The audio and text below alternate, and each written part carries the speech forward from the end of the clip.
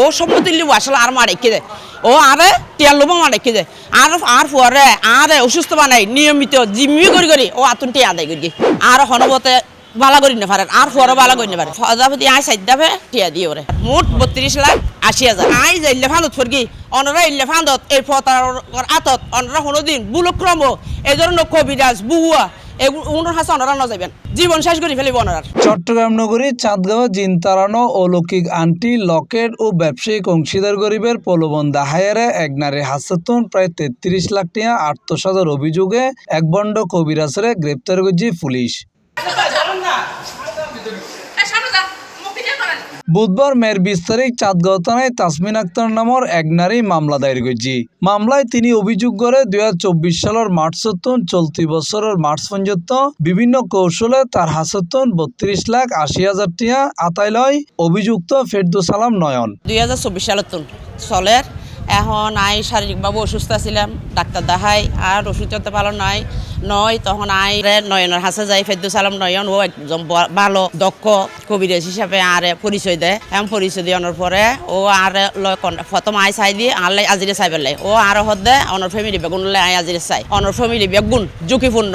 টিয়া পয়সা আছে অনতে যে কোনো মুহূর্তত অনরে অনর ফুয়াশারে অ্যাক্সিডেন্ট হইতারে পাগল বানাই দিতে পারে এই ধরনের অন্য যদি আর হতা মুজিম চলন বাইরে হনিকের ইয়া করিবেন গ্যারান্টি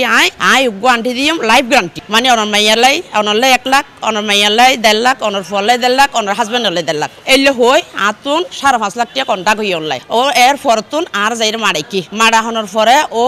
আর হদে তখন আর হাজবেন্ড বান হাডানোর 7 দিন পর আর হাজবেন্ড মারা গই মারা যাওয়ার পরে ও আর হদে মানে মারা হন মারাইকি এখন আন্টি যত হন হাসন তারাই বারবার হই আন্টি আর হন হাসন করো তুই কি আন্টি দিও আরে তো হদে আর তো বারমা যা ফুরিব মেডিসিনের লাই আর মেডিসিনলে যাইব হই রে 5 লাখ টাকা দাও একবার মারমা গেলে 20-30 লাখ টাকা মেডিসিন আনা পরে অনারে 10 লাখ দন একবার 5 লাখ একবার 10 লাখ লই রে ও ওর ওস্তাদ দিয়ে হাম করাইব হইয়ে ও নফারের ওর ওস্তাদ দিয়ে হাম করাইব হইয়ে হাম করাই লই রে মানে ও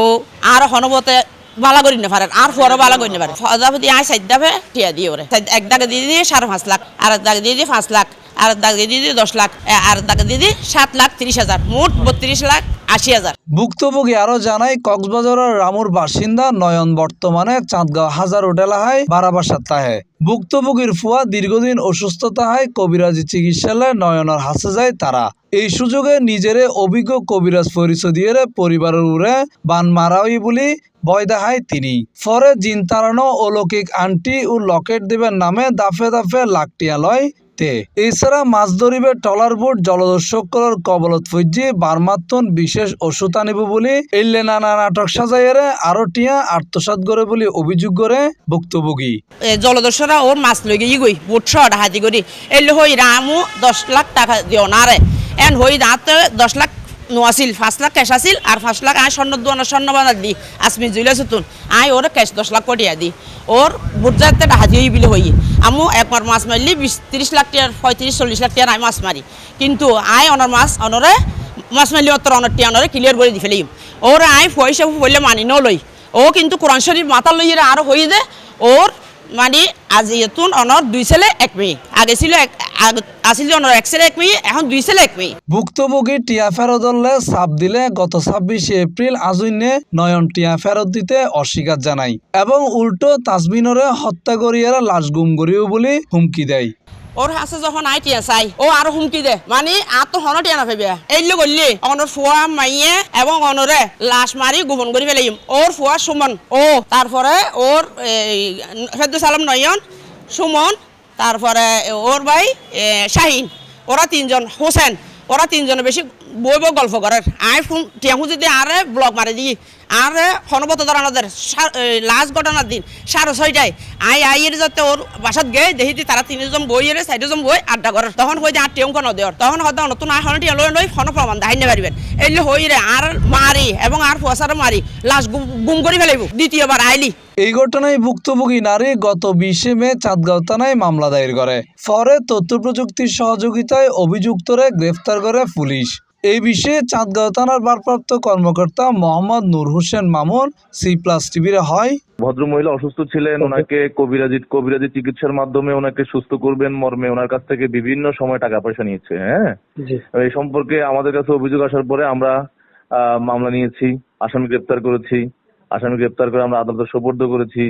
ঠিক আছে, এরপরে আরো তদন্ত করার জন্য আমরা তাকে আরো জিজ্ঞাসাবাদ করার জন্য তাকে আমরা রিমান্ডে এনে আজকে 3 দিনের রিমান্ড শেষে আজকে তাকে আমরা কোর্টে প্রেরণ করেছি। ডকুমেন্টারি টাকা পয়সা সে নিচ্ছে, এটা তো ব্যাংকের মাধ্যমে টাকা নিচ্ছে, বিভিন্নভাবে টাকা নিচ্ছে। সে সব টাকা তো আর স্বীকার করে না, যতটুকু ডকুমেন্ট আছে তো টাকা নেওয়ার, এখানে তো আর ওর শিকার উপরে অনেক কিছু ডিপেন্ড করে না। আমরা চেষ্টা করছি যে এরকম সিন্ডিকেট কিনা, কিন্তু এটা তো আসলে বেসিক্যালি কবিরাজি করে, তো এটা তো কবিরাজি করে এক ধরনের প্রতারণা বলা যেতে পারে। Mohammad Nizamuddin Tipu, C+ TV, Chittagong.